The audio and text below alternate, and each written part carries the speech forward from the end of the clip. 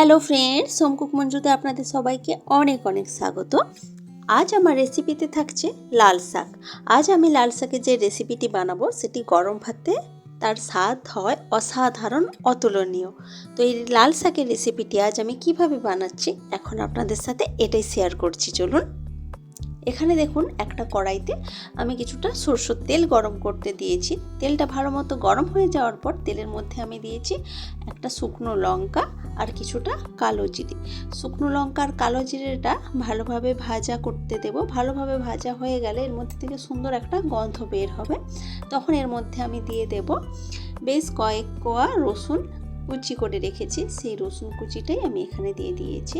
আর রসুনের পরিমাণটা একটু বেশি আছে, যেহেতু এখানে আমি কোনো রকম পেঁয়াজ ব্যবহার করছি না, তো রসুনের পরিমাণটা একটু বেশি দিয়েছি। তো রসুনটাই ভালোভাবে এখন ভেজে নিচ্ছি।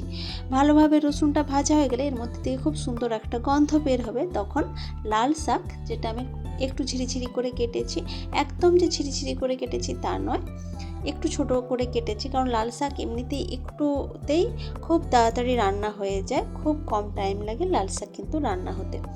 তো এই লাল শাকটা খুব ভালোভাবে কিন্তু ধুয়ে নিয়েছি কয়েকবার জল পাল্টে পাল্টে, কারণ লাল শাকে কিন্তু অনেক সময় অনেক বেশি বালি থাকে। ভালোভাবে ধোয়া না হলে তখন কিন্তু খাওয়ার সময় বালিগুলো মুখে পড়বে, একদমই তখন খেতে ভালো লাগবে না লাল শাকটা।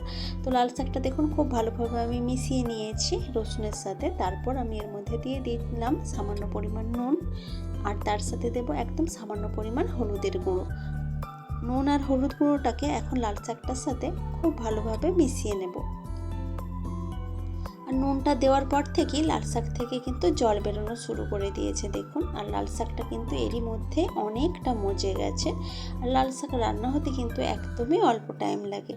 তো লাল শাকটা ভালোভাবে নাড়াচাড়া করে এখন ঢাকা দিয়ে দিয়েছি 3 থেকে 4 মিনিটের জন্য। 3 থেকে 4 মিনিট গ্যাসের আঁচটা কিন্তু আমি মিডিয়ামে রেখেছিলাম। তারপর ঢাকা খুলে দেখুন শাকটা কিন্তু পুরোপুরিভাবে সেদ্ধ হয়ে গেছে, আর শাকের মধ্যে থেকে কিছুটা জল বেরিয়েছে। এই জলটাই এখন গ্যাসের আঁচটাকে হাই ফ্লেমে করে শুকনো করে নেব, আর নেড়ে চেড়ে শাকটাকে কিন্তু ভালোভাবে ভেজে নেব।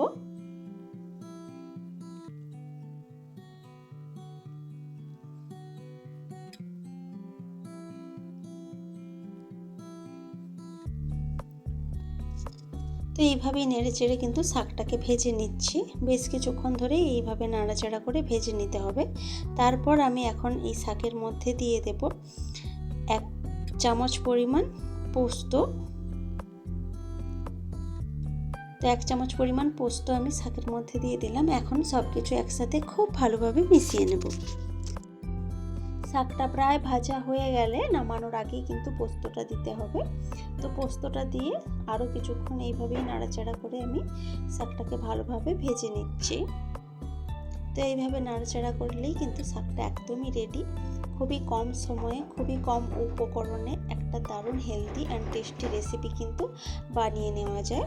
তো দেখুন লাল শাকের রেসিপি কিন্তু একদমই রেডি। গরম ভাতে এর স্বাদ হয় অসাধারণ। তো রেসিপিটি আপনাদের কেমন লেগেছে সেটা কিন্তু অবশ্যই কমেন্ট করে জানাবেন। ভালো লাগলে লাইক, কমেন্ট, শেয়ার করবেন এবং প্লিজ আমার চ্যানেলটি সাবস্ক্রাইব করে আমার পাশে থাকবেন। তো আজকের ভিডিওটা এ পর্যন্তই থাক। দেখা হচ্ছে অন্য কোনো দিন অন্য কোনো ভিডিওতে অন্য কোনো রেসিপির সাথে। তো আজকের মতো টাটা, বাই বাই।